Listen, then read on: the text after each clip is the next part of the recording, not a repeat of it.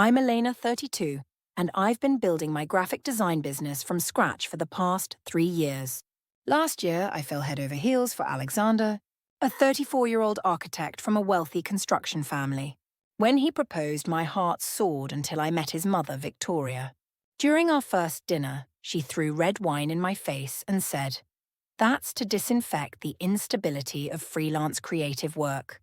Pay $150,000 for a partnership investment to marry my son." The worst part?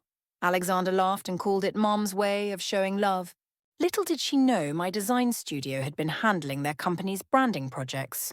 I smiled through my humiliation and said, "I'm terminating all business relationships." If you're shocked by what you just heard, drop a comment letting me know where you're watching from. Hit that like button and subscribe to hear how I stood up for myself against this controlling mother-in-law and reclaimed my dignity. I grew up in a middle-class neighborhood in Chicago. My parents were teachers who filled our home with books, art supplies, and the belief that creativity could change the world. Unlike Alexander's family, we weren't wealthy, but we had enough to nurture my artistic dreams.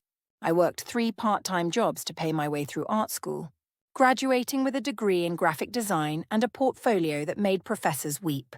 3 years ago, I launched my design studio from my cramped apartment. The first year felt like drowning, 16-hour days fueled by coffee and determination. Watching my bank account hit 0 more times than I could count.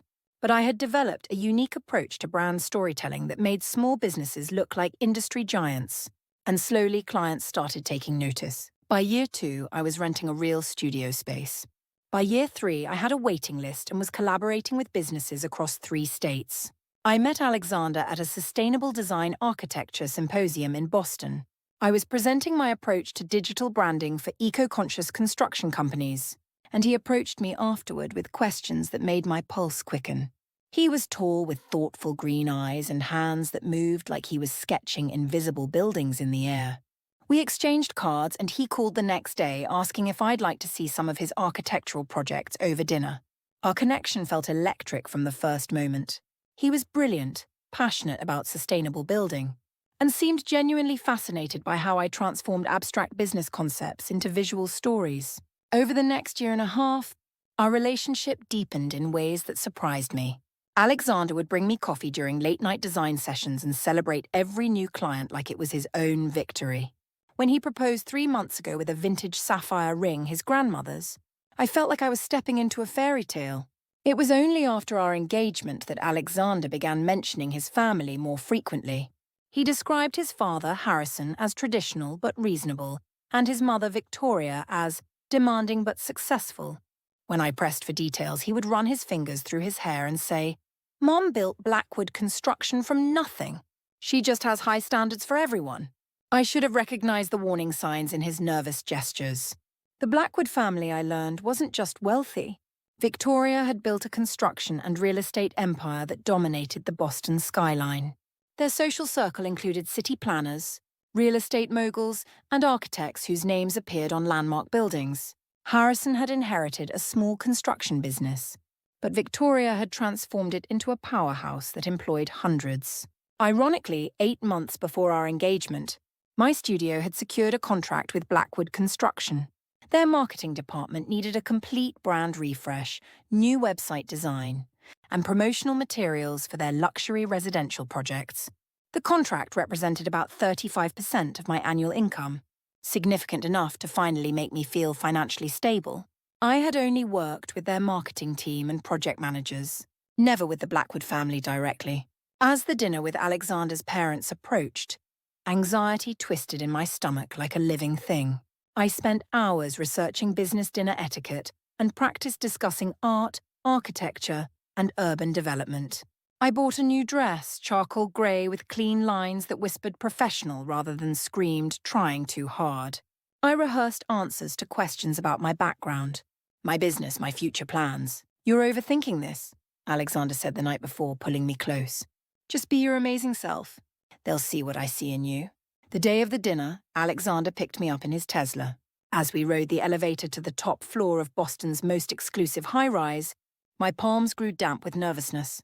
The Blackwood penthouse occupied the entire 40th floor, floor-to-ceiling windows offering a panoramic view of the city.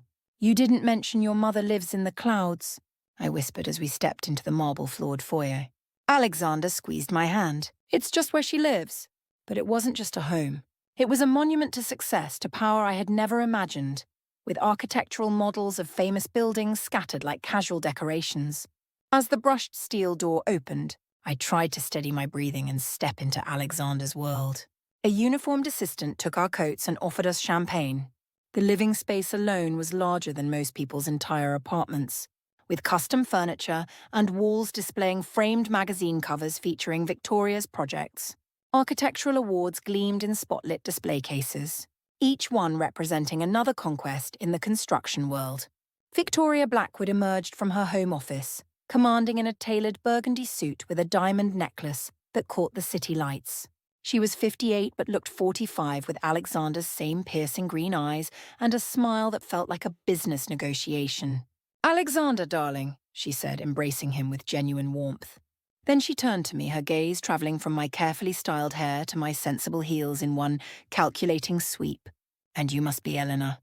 Her handshake was firm, professional, the kind that said she'd built empires with these hands. "How interesting to finally meet you. Alexander has shared so little about your creative endeavors." The pause before creative endeavors felt deliberate. Before I could respond, Harrison Blackwood appeared from the kitchen, distinguished with silver-streaked hair and paint-stained fingers that suggested he still worked with his hands. "Welcome to our home, Elena. Alexander says you're quite the artist." "Thank you, Mr. Blackwood. Your home is absolutely stunning." We moved to a seating area where the assistant served wine and artisanal appetizers. I perched on the edge of a leather chair, hyper-aware of Victoria's analytical stare. "So, Elena," Victoria began, swirling her wine, "tell us about your family. What line of work are your parents in?" "My father taught high school history for 30 years. He's retired now." "A teacher." She said it the way someone might say street performer. "And your mother?" "Elementary school librarian. She passed away 4 years ago from cancer." "I'm sorry for your loss," Harrison said with genuine sympathy. Victoria simply nodded. "No family business then? No established financial foundation?" "Mom," Alexander said, but his tone carried more embarrassment than protest. "It's a reasonable question, darling. I'm simply trying to understand Elena's background." "My background is my work," I said gently. "I've built my studio entirely on my own." "Yes, Alexander mentioned you do some sort of freelance design work. Actually, I run a full-service branding studio. We create comprehensive visual identities for businesses. In fact, my team has been working with Blackwood Construction for the past 8 months." This information seemed to surprise Victoria. Her eyebrows rose slightly. I wasn't aware of that arrangement. "The brand refresh and new website currently in development, that's our work," I explained, feeling more confident on familiar ground. "I see. Well, I leave those marketing details to our department heads." The assistant announced dinner, and we moved to a dining room where floor-to-ceiling windows framed the glittering city below. The table was set with china that probably cost more than my monthly rent, crystal glasses that sang when touched. I was grateful for my etiquette research as the first course arrived, some kind of deconstructed soup that looked like abstract art. As we ate, Victoria continued her questioning. "Where did you study, Elena?" "Art Institute of Chicago. I had a merit scholarship." "Not a traditional university?" She raised an eyebrow. "The Blackwood family has attended Harvard Business School for 3 generations. Different paths to success, dear," Harrison interjected with a gentle smile. "Elena's work is quite innovative from what I've seen." I smiled gratefully at him. "Thank you. We're particularly proud of our sustainable branding approach for eco-conscious companies." "Elena," Victoria interrupted, "you're holding your wine glass incorrectly." I wasn't, but I adjusted my grip anyway, feeling heat rise in my cheeks. Throughout the appetizer and main course, Victoria found fault with everything about me. My posture too casual for formal dining. My voice a bit enthusiastic for dinner conversation. Even my compliments about their beautiful home, grateful rather than sophisticated. Each criticism was delivered with a tight smile, as if she were educating me out of kindness. When I tried to discuss the successful rebranding project we'd completed for their residential division, Victoria waved her hand dismissively. "Business talk is so tiresome at dinner. Tell me, Elena, have you considered how marriage might affect your little hobby?" "We haven't discussed specific timing yet," I said carefully. "I'd like to ensure my business is stable enough to support a family." Victoria's expression hardened. A wife's primary responsibility is to her husband and children, not to a freelance hobby. My studio isn't a hobby. We employ 12 people and support dozens of families. 12 people dependent on your whims, she interrupted. How will you possibly manage that instability while properly raising Blackwood children? I looked to Alexander for support, but he was suddenly fascinated by his perfectly prepared salmon. By the time dessert arrived, tension hung in the air like expensive perfume. I had barely touched my food, my appetite destroyed by constant scrutiny. Victoria had moved on to questioning my lack of social connections. No country club membership, no charity board positions. I made one final attempt at civility. Mrs. Blackwood, I understand you're on the board of the Children's Hospital. That's incredible work. For a moment she seemed almost pleased. Yes, philanthropy is essential for people in our position. Perhaps someday you might develop the capacity to contribute meaningfully.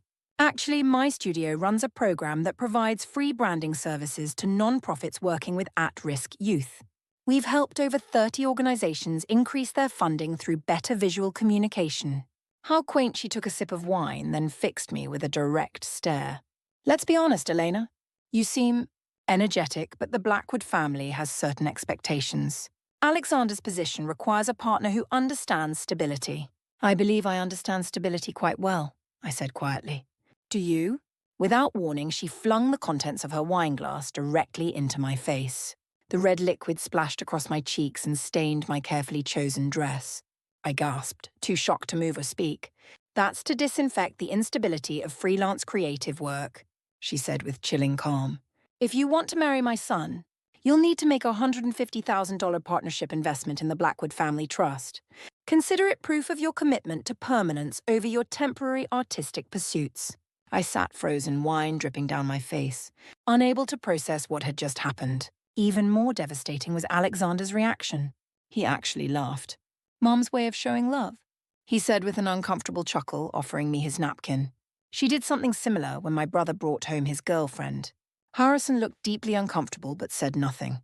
It's a family tradition, Victoria explained as if assaulting dinner guests was perfectly reasonable. The Blackwood family doesn't accept unstable partnerships without insurance. Your design business may seem successful now, but creative fields are notoriously volatile. The investment ensures you're committed to our family's legacy, not just to Alexander's inheritance. I dabbed at my face with shaking hands. I had no idea marriage came with a price tag. Everything worthwhile has a cost, Victoria replied smoothly. If you truly love Alexander, this shouldn't be problematic. The rest of dinner passed in a surreal haze. I barely spoke, mechanically eating tiny bites of dessert while Victoria discussed their upcoming vacation to their Aspen property. Alexander acted as if nothing unusual had happened, chatting about his latest sustainable housing project and mutual acquaintances I'd never heard of. As we prepared to leave, I made one desperate attempt to salvage something from the evening. Despite our challenging introduction, Mrs. Blackwood, I hope we can maintain our professional relationship. Your company's partnership has been valuable to my studio. Victoria patted my cheek with condescending gentleness. Of course, dear. Business is business. The investment is personal. I'll have my assistant send the account details for the transfer. I had never been so desperate to escape a place in my life. The car ride home stretched in painful silence for the first 15 minutes. I stared out at the city lights, still processing the humiliation I'd just endured, waiting for Alexander to acknowledge what had happened. Finally, I couldn't bear it anymore. Are you going to say anything about what your mother did to me? Alexander sighed deeply. I warned you she was demanding. Demanding, Alexander? She threw wine in my face and demanded I pay to marry you. It's just Mom's way. She did the same thing to my cousin's wife, Sarah. Once you make the investment, she'll accept you completely. I stared at him in disbelief. You expect me to pay $150,000 to join your family? It's not unreasonable. Your business is doing well enough to afford it. That's not the point. It's humiliating and controlling. And you laughed, Alexander. You actually laughed when she attacked me. Attacked? He rolled his eyes. Don't be so dramatic. It's a family tradition. If you want to be part of this family, you need to respect our ways. That night marked our first real fight. What hurt me most wasn't Victoria's behavior. It was Alexander's complete failure to defend me. He didn't apologize for his mother, didn't acknowledge my humiliation, and seemed genuinely confused by my anger. When we reached my apartment building, I told him I needed time to process everything. Don't overthink this, Elena, he said, kissing my forehead like I was a child having a tantrum. Just make the investment and we can move forward with our lives. I barely slept that night. I kept replaying the dinner scene, wondering if I had somehow misunderstood or overreacted to what felt like a nightmare. By morning, I had almost convinced myself that perhaps this was just an unusual family custom, a test I didn't understand. Then my phone rang. It was Victoria. Elena, dear, I'm following up about our discussion last evening. My assistant will send the wire transfer information today. We expect the partnership investment to be completed within 30 days, or we'll need to reconsider Alexander's engagement. She spoke as if we were discussing a routine business contract, not the purchase of her son. Mrs. Blackwood, I'm not comfortable with. Also, she interrupted smoothly, I've scheduled a meeting with your team next week. There are some adjustments we'd like to make to the current branding project. Nothing major, just some refinements. Before I could respond, the line went dead. The meeting she referenced took place at my studio the following Tuesday. Victoria arrived with Blackwood Construction's marketing director and 2 project managers. For 3 hours, she was the picture of professionalism. No mention of the dinner disaster, no personal comments whatsoever. But the refinements turned out to be a complete overhaul of our agreed-upon design direction, requiring dozens of additional hours that weren't in our contract. When I tried to explain the scope changes, Victoria smiled with Arctic coldness. I'm sure you can accommodate us given our personal connection. Alexander would be terribly disappointed if his fiancée couldn't handle such a simple request. The threat was crystal clear: pay the investment and do the extra work, or lose both the relationship and the contract. That evening, Alexander called right on schedule. Mom said the meeting went well. She mentioned some design adjustments that would require additional work from your team. She's asking for changes that would cost my studio nearly 50,000 tons in uncompensated time. I'm sure she's just testing your flexibility. He paused. Have you arranged the investment transfer yet? Alexander, we need to discuss this seriously. Doesn't it bother you that your mother is essentially blackmailing me? Don't be so American about it, he said, his tone maddeningly patronizing. In many cultures, financial commitments are normal. Just make the investment, Elena. For us. The next day, I met my best friend Chloe for coffee and told her everything. That's absolutely insane, she said, eyes wide with shock. You're not seriously considering paying, are you? I don't know. I love Alexander, but this feels so wrong. Chloe frowned thoughtfully. You know, my sister works for that law firm that handles a lot of Boston's old money families, right? Let me ask her if she's heard of the Blackwoods pulling this before. 2 days later, Chloe called with disturbing information. The investment tradition wasn't unique to Alexander's situation. According to her sister, the Blackwoods had demanded similar payments from multiple people who married into the family over the years. More troubling, those who paid didn't suddenly find acceptance. The control just shifted to different forms. Alexander's last serious girlfriend paid, Chloe said grimly. Then they demanded she give up her career because Blackwood women focus on family. When she refused, Alexander ended the relationship. I felt nauseous. Why would he do this to people he claims to love? Some families treat marriage like a business merger, not a love story. The Blackwoods clearly believe their family name has a price tag. I spent the following week researching the family's pattern through industry contacts and social media. Through careful networking, I connected with Alexander's ex-girlfriend, Rachel. What she told me confirmed my darkest fears. After I made the investment, they controlled everything about my life. Where I lived, what jobs I could take, even what charities I could support. When I started pushing back, Victoria threatened to destroy my father's small business. Alexander always took her side. Meanwhile, the professional relationship was crumbling rapidly. Victoria began calling daily with new complaints and impossible demands. She criticized my team in meetings, constantly mentioned that Blackwood Construction could easily find another design firm, and made our current project increasingly difficult to complete. The pressure from Alexander intensified dramatically as well. What started as gentle reminders about the investment became daily texts and calls that made my phone feel like a weapon. Mom's getting impatient, Elena. This is embarrassing for me. If you really loved me, this wouldn't be such a big deal. 3 weeks after the disastrous dinner, I confronted Alexander directly. I need to know where your loyalty lies, I said, my voice steady despite my racing heart. With me, your supposed future wife, or with your mother? That's not fair, he protested, running his hands through his hair. I love you, but I respect my family's traditions, even when those traditions involve humiliating and extorting your fiancé. You're overreacting. It's just money, Elena. You have it. Why make this harder than it needs to be? Because I refuse to be bought or sold. Marriage should be about love and partnership, not financial transactions. His expression hardened in a way I'd never seen before. You Americans are so obsessed with romantic fairy tales. Marriage has always been about family alliances and financial stability. My family is offering you social connections most people would die for. At the cost of my dignity and independence, the argument escalated until Alexander stormed out, slamming my apartment door so hard the walls shook. An hour later, my phone buzzed with a text from an unknown number. The message contained screenshots of a conversation between Alexander and his mother. Alexander, she's still being stubborn about the investment. Victoria, keep applying pressure. The business contract gives us leverage over her. Alexander, what if she continues to refuse? Victoria, then she's not Blackwood material. Remember, your trust fund conditions require family approval. Alexander, I'll bring her around. She just needs to understand how things work in our world. I felt physically sick reading their cold calculation. The man I loved, the man I thought saw me as an equal partner, had been scheming with his mother from the very beginning. This wasn't about family tradition. It was about power and control.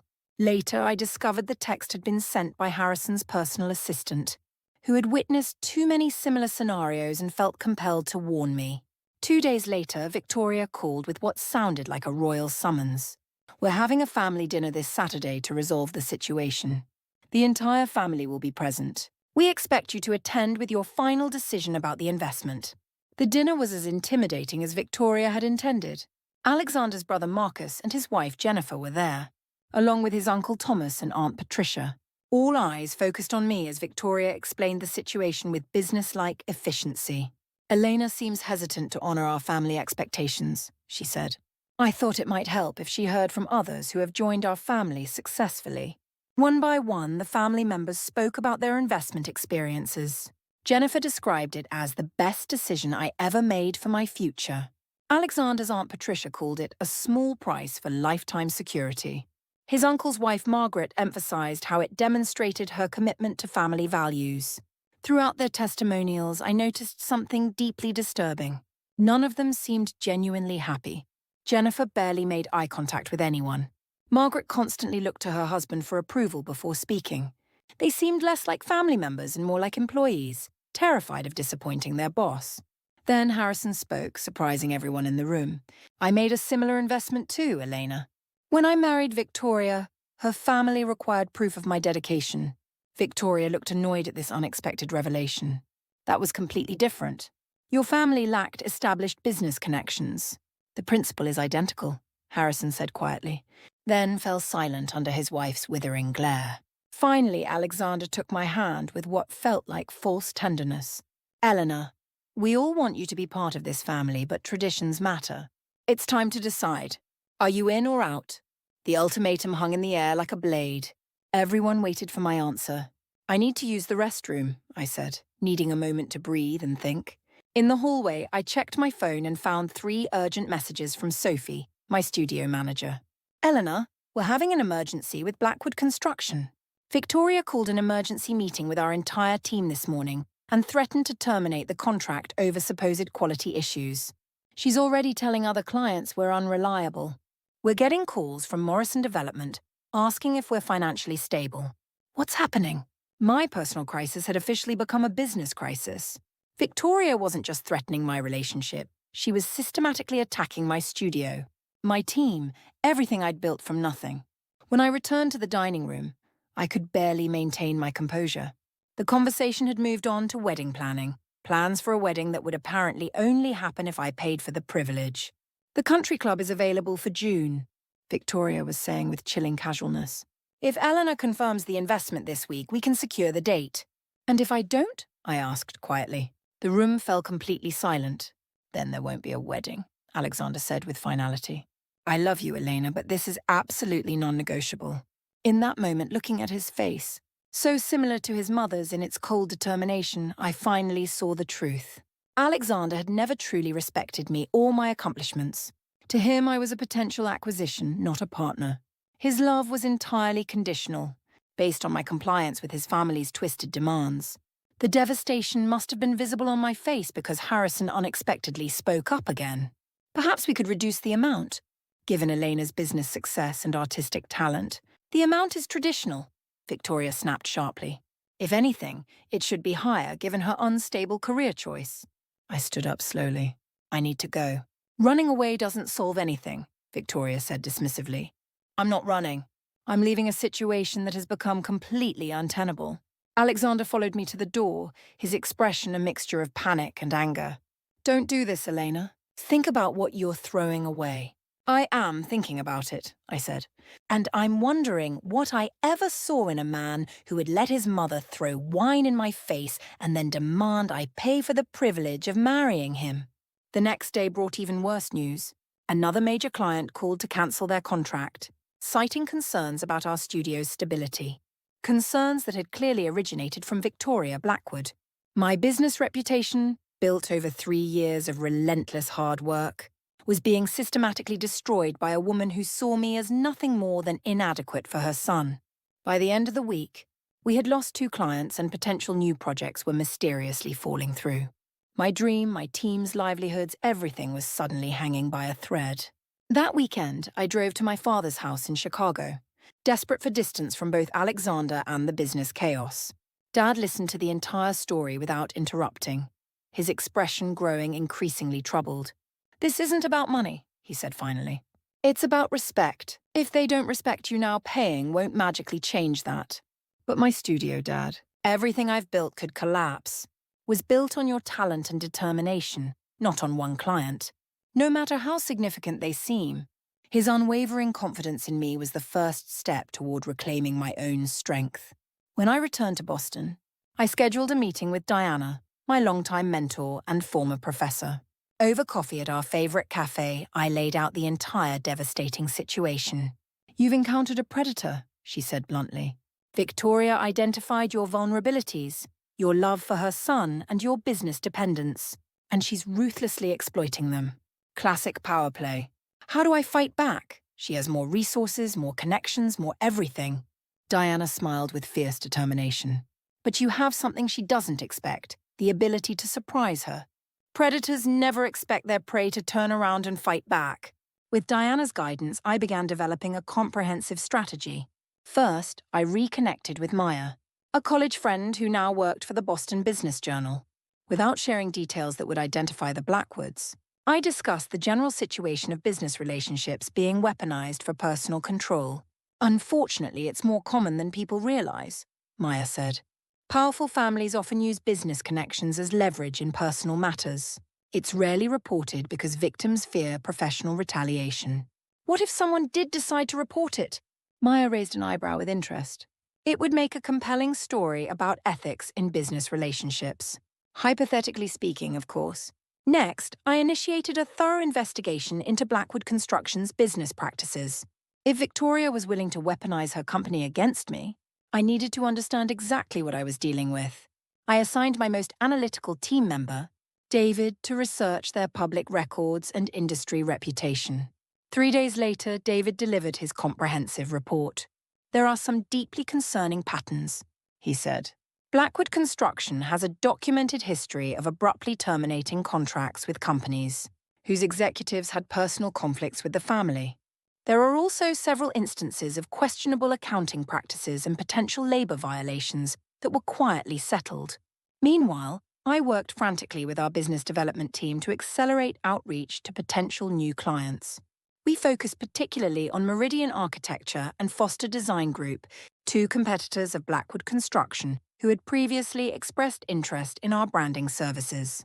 My studio manager, Sophie, ran financial projections for operating without the Blackwood contract. It would hurt significantly short-term, she admitted honestly. We'd need to cut expenses and possibly delay the new equipment purchases, but with these new prospects, we could stabilize within 6 months. On Thursday, I called an emergency meeting with my entire 12-person team. They listened gravely as I explained the situation, the personal conflict with the Blackwoods, the business repercussions, and my proposed strategy for moving forward. I won't pretend this isn't serious, I concluded. Blackwood Construction represents 35% of our current revenue. Losing them will impact all of us. But continuing this relationship means submitting to unethical demands and compromising everything we've built together. To my overwhelming relief, the team unanimously supported my decision to terminate our relationship with Blackwood Construction. David, our researcher, put it perfectly. We didn't join this studio to watch it become a puppet of corporate bullies. We joined because you, Elena, have integrity and vision that inspires us. Throughout this period, Alexander continued his relentless campaign to pressure me into submission. His texts alternated between romantic manipulation and barely veiled threats. I miss you desperately. Can't we work this out? Mom says several of your clients are reconsidering their contracts. I could talk to her for you. Don't throw away what we have over stubborn pride. The investment isn't just about money. It's about proving you're not just after the Blackwood fortune. Each message made it clearer what I already knew. His loyalty would always belong to his family and their twisted values, never to me or our relationship. The final piece of my strategy involved comprehensive legal preparation. I met with our corporate attorney, Rebecca, to review all contracts and communications with Blackwood Construction. They've actually given you excellent grounds for a clean termination, Rebecca said, reviewing Victoria's recent emails. These new demands constitute material changes to the original agreement. And these threats about damaging your reputation with other clients, that's textbook tortious interference. If they try to retaliate for ending the relationship, we have a solid case. By Friday, 1 week after the family tribunal dinner, I had my complete plan in place. I had documentation of all interactions, legal preparations for contract termination, preliminary agreements with 2 new clients, and the unwavering support of my team. That evening, I received a text from Alexander.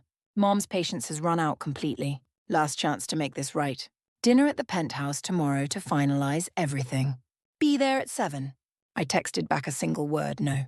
Instead, I sent a formal email to Victoria requesting a meeting at my studio on Monday morning. The subject line, resolution of professional relationship. Her reply came within minutes. I'll be there. Come prepared to discuss both business and personal matters appropriately. I was prepared, just not in the way she expected. Throughout the weekend, I rehearsed every word I would say and practiced my delivery. I reviewed all documentation and confirmed our legal position with Rebecca. I spoke with our major clients to reassure them of our stability and professionalism. I even practiced power poses in my studio mirror, determined to project confidence even if I didn't completely feel it yet. Sunday night, Alexander appeared at my apartment door unannounced. "You're making the biggest mistake of your life," he said, his voice mixing desperation with condescension. "Mom is willing to forgive your stubbornness if you come tomorrow with the investment and a sincere apology." I looked at the man I had thought I would spend my life with and felt nothing but profound sadness for what could have been. "I'll be there tomorrow," I said calmly, "but not for the reasons you think." As he left, I removed his engagement ring and placed it carefully in a small box. The sapphire that had once symbolized our future now represented a bullet I had dodged. Monday morning arrived with crisp autumn clarity. I wore my most powerful outfit, a tailored navy suit with confident red accents. I'm prepared to face Victoria Blackwood on my terms, in my territory. My team supported my decision completely. Our legal position was unshakable, for the first time since that wine had splashed across my face. I felt genuinely in control of my own destiny. Victoria Blackwood arrived at my studio precisely at 900 a.m., dressed impeccably in a designer suit that probably cost more than my monthly studio rent. She carried herself with the confidence of someone who had never been told no. My assistant Sophie showed her into our main conference room where I waited alone. I had deliberately chosen this intimate setup. No lawyers, no team members, just the 2 of us. This confrontation needed to be entirely personal. "Elena," she said, taking a seat across from me with practiced elegance, "I'm pleased you've finally come to your senses. Alexander will be so relieved." "Thank you for coming, Mrs. Blackwood," I replied, keeping my tone completely professional. "But I think you've fundamentally misunderstood the purpose of this meeting." Her confident smile faltered slightly. "Oh, I assumed we were finalizing the investment arrangement and addressing those contract modifications. Actually, we're here to discuss the immediate termination of our professional relationship." The change in her expression was subtle but unmistakable. A flicker of genuine surprise quickly masked by practiced composure. That would be extremely unwise, she said smoothly. Blackwood Construction represents a significant portion of your studio's revenue. And of course there's Alexander to consider. I've considered everything very carefully, I said, opening the folder in front of me with deliberate precision. In the past month, you've made numerous demands outside our contractual agreement, threatened my studio's reputation with other clients, and attempted to use our professional relationship to coerce me in personal matters. I slid several documents across the table, printouts of emails, meeting notes, and the text message exchange between her and Alexander. What I initially thought was just an unpleasant personal interaction has revealed itself as a systematic pattern of unethical business conduct. Her eyes narrowed dangerously as she glanced at the evidence. You're making a grave mistake that will destroy your pathetic little business. No, Mrs. Blackwood. The mistake was thinking I needed to tolerate abuse to be successful. I've secured 2 new clients to replace Blackwood Construction's business, Meridian Architecture and Foster Design Group. The mention of her direct competitors visibly rattled her composure. They don't have our resources, our influence, or our connections. Perhaps not, but they value our creative services on their merits, not as leverage for personal manipulation. I pulled out another document with theatrical precision. This is our formal notice of contract termination, as permitted under Section 8.3 of our agreement. Your recent demands constitute material changes to the original terms. This is absolutely absurd. Our legal team will destroy you. Your legal team will advise you that fighting this would expose some deeply concerning practices within Blackwood Construction. I placed another folder on the table with quiet confidence. My team found several instances of questionable accounting, potential labor violations, and a documented pattern of contract terminations that could be construed as tortious interference. For the first time, Victoria looked genuinely alarmed. You've been investigating us? I've been protecting my business. Something I should have done from the very beginning. I leaned forward with calm determination. I'm not interested in damaging Blackwood Construction, Mrs. Blackwood. I simply want a complete break, both professionally and personally. At that moment, Sophie entered with a small package. Perfect timing, I said, accepting it. This belongs to Alexander. I opened the package to reveal the engagement ring, nestled in its original velvet box. I'm returning this with exactly the same level of dignity and respect you showed me at our first dinner. Victoria's face flushed with barely controlled rage. You ungrateful little... I'm not finished, I interrupted, my voice steady as steel. I want to be absolutely clear about something. I'm not buying a husband, Mrs. Blackwood. I'm building a life based on mutual respect and genuine partnership, not financial transactions disguised as family tradition. I stood up gracefully, signaling that the conversation was ending on my terms. Effective immediately, my studio is terminating all contracts with Blackwood Construction. The transition documents are included in that folder, along with our legal team's contact information, should you have questions about the process. Victoria also rose, her carefully maintained composure finally cracking completely. You won't get away with this. Do you have any idea who we are in this community? One word from me and doors will slam shut for you everywhere. That might have worked in the past, I acknowledged calmly. But times have changed dramatically. Bullying and threats leave digital paper trails now, and stories about powerful families weaponizing their businesses to settle personal scores make incredibly compelling headlines for business journals. You wouldn't dare. I'd prefer not to, I said honestly. This can end cleanly right here, Mrs. Blackwood. You go your way, I go mine. Or you can escalate this situation, and we can see how today's business community responds to your methods. For a long moment, she stared at me with calculating eyes. Then she gathered her purse with sharp, angry movements. Alexander deserves so much better than you, she said with venom. On that point, we completely agree, but for entirely different reasons, I replied smoothly. Sophie will escort you out. As she reached the door, I added with quiet satisfaction, one more thing, Mrs. Blackwood. That $150,000 you demanded. I'm donating it to a scholarship fund for first-generation creative entrepreneurs. I thought you should know. After Victoria left, I sat alone in the conference room, my hands trembling with the aftermath of pure adrenaline. I had done it, stood up to her, protected my studio, and freed myself from a relationship that would have slowly crushed my creative spirit. The fallout was immediate but entirely manageable. Blackwood Construction issued a terse statement about incompatible creative visions and began transitioning to another design firm. Several high society events suddenly lost my invitations. Alexander sent a final devastating text calling me the biggest mistake of his life. But there were unexpected positives that emerged too. That evening, I received a call from an unknown number. Elena, this is Harrison Blackwood. I braced myself for more threats or manipulation. I wanted to apologize, he said instead, his voice heavy with genuine remorse. What Victoria did, what we all allowed to happen, was completely inexcusable. I sat silent while you were humiliated, and I'm deeply ashamed of my cowardice. His voice sounded different, older, but somehow more authentically alive. Thank you for saying that, Mr. Blackwood. Harrison, please. He paused meaningfully. I've enabled Victoria's controlling behavior for years, watching her systematically drive away good people who didn't meet her impossible standards.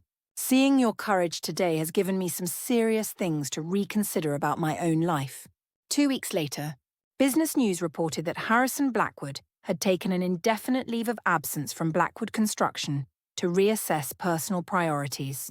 Industry rumors suggested he had moved out of the penthouse entirely. The industry fallout I had feared never fully materialized as I had expected. Yes, some doors closed. Companies with direct ties to the Blackwoods suddenly became unavailable for new projects. But for every door that closed, 2 more opened with opportunities I had never imagined. My principled stand against the Blackwoods had resonated deeply with others, who had experienced similar treatment but lacked the resources or courage to fight back. 1 month after the confrontation, our contract with Meridian Architecture was officially signed, a larger and more creative deal than we'd ever had with Blackwood Construction. The press release included a quote from their CEO: "We value creative partners who demonstrate integrity in both business practices and personal relationships." It was the sweetest professional victory of my entire career. 6 months passed like a creative renaissance. My studio not only survived the separation from Blackwood Construction, but absolutely thrived in ways I hadn't anticipated. The loss of their business had forced us to diversify our client base dramatically, resulting in more stable revenue and significantly less vulnerability to any single client's unreasonable demands. We added 18 new clients, expanded to a second studio space in Cambridge, and launched a non-profit branding division that was already exceeding all projections. Our quarterly report showed a 28% increase in revenue compared to the previous year. The transition hadn't been entirely smooth sailing. We had needed to delay some equipment purchases and work longer hours temporarily. One team member had left, concerned about financial stability during the transition. But the core team had rallied around our shared values, bringing innovative solutions and working with renewed creative energy. The experience had bonded us together in ways that made our work even more meaningful. The professional relationship with the Blackwoods was completely severed, but the personal aftermath continued in unexpected ways for months. Alexander attempted to reconcile multiple times, his approaches evolving as his mother's controlling influence apparently began to wane. His first attempt came via text: "Mom was wrong. I was wrong. Can we please talk?" When I didn't respond, elaborate flower arrangements arrived at my studio with notes: "I miss your creativity and strength. Dinner without any family involvement." Finally, he appeared at my studio one evening, looking genuinely disheveled and humbled for the first time since I'd known him. "I've been seeing a therapist," he said earnestly. "I'm starting to understand how deeply dysfunctional my family's control patterns really are." Part of me wanted desperately to believe him. The creative connection we'd shared had been real, at least from my perspective. But his betrayal had cut far too deep for simple healing. "I'm genuinely glad you're getting professional help, Alexander," I told him. "But we can't go back to what we had. What if I've truly changed? What if I'm finally breaking free from her control completely? Then do it for yourself and your own growth, not to win me back. Real change doesn't happen in a few months. And it certainly doesn't happen to impress someone else." More surprising was my developing friendship with Harrison Blackwood. After separating from Victoria, he had rented a modest apartment in the North End and begun reconnecting with friends she had deemed unsuitable for decades. We occasionally met for coffee, where he shared insights from his therapy sessions and his profound regrets about enabling Victoria's controlling behavior for so many years. "I thought protecting the Blackwood name meant preserving family traditions," he said during one of our conversations. "I never questioned whether those traditions actually deserved preservation or were simply tools of manipulation. Through Harrison, I learned that my principled stand had created positive ripples throughout their entire social circle. Jennifer, Alexander's sister-in-law, had begun attending business school, something Victoria had previously forbidden as unnecessary for wives. 2 other Blackwood family members had renegotiated their roles in family businesses, demanding genuine respect rather than continuing as silent, compliant partners. My studio received unexpected recognition for maintaining ethical business practices under pressure. The Boston Business Journal published a comprehensive feature on companies that maintained integrity despite pressure from larger, more powerful entities, while the article never specifically named the Blackwoods. The profile of my studio emphasized our unwavering commitment to valuing creative partnership over power imbalances. This positive publicity led to speaking engagements at design schools and entrepreneurship conferences, where I shared hard-won lessons about maintaining ethical boundaries between personal and professional relationships. Success built on compromise of core values isn't really success, became my signature message. It's just a prettier, more expensive version of failure. Perhaps the most healing development came 10 months after the confrontation. At a sustainable design conference in Portland, I met Marcus, the founder of an eco-friendly architecture firm. Our connection was immediate, intellectual, personal, and founded entirely on mutual creative respect. Unlike Alexander, Marcus was genuinely fascinated by my design philosophy, asking thoughtful questions and offering insights without any hint of condescension. When I eventually shared the Blackwood story, his response was refreshingly straightforward and supportive. "That's entirely their loss and completely my gain," he said simply. "Anyone who can't see your worth and talent at face value doesn't deserve access to either." Our relationship developed slowly and organically, both of us bringing valuable lessons from past experiences. There were no demands for financial proof of commitment, no family traditions that superseded personal dignity and creative freedom. Just 2 creative equals building something beautiful and meaningful together, one day at a time. 1 year after my confrontation with Victoria, I attended a design industry gala where I unexpectedly encountered Alexander. He was there with his new girlfriend, a woman from a family apparently wealthy and traditional enough to satisfy Victoria's impossible standards. "Elena," he said, approaching me as I stood near the cocktail bar. "You look incredible." "Thank you. You look well too." An awkward silence stretched between us like an unbridgeable canyon. "I've been meaning to tell you," he finally said with genuine sincerity. "You were absolutely right to stand up to my mother and to me. We were completely wrong. I appreciate you saying that, Alexander. Your studio's doing absolutely amazing work. That sustainable branding platform is absolutely brilliant. Thank you. I heard you're heading up the West Coast division now. Congratulations on the promotion." He nodded, then hesitated before adding quietly, "She still talks about you sometimes, you know." "Mom, she'll never admit it, but you're the only person who ever stood up to her completely, and won." As he walked away, I realized I felt nothing but calm certainty that I had escaped a life that would have slowly eroded my creative soul and self-worth. Later that evening, I received an Industry Innovation Award for our sustainable branding platform. Standing at the podium, looking out at a room full of peers who valued my creative work on its own merits, I thought about the transformative journey of the past year. Success isn't just about creating something valuable, I said in my acceptance speech. It's about refusing to devalue yourself or compromise your core principles in the process. Sometimes the most important business decision you'll make is walking away from the wrong opportunity, the wrong partnership, or the wrong relationship, no matter how tempting or lucrative it might seem. The lessons from the Blackwood experience had fundamentally transformed both my personal and professional approach to life. I became more discerning about creative partnerships, more attentive to early warning signs of power imbalances, and infinitely more confident in my own artistic worth. My studio now operates with an explicit ethics policy that prohibits the kind of boundary violations Victoria had attempted to normalize. We walk away from potentially lucrative projects when they come with strings that would compromise our creative values or personal dignity.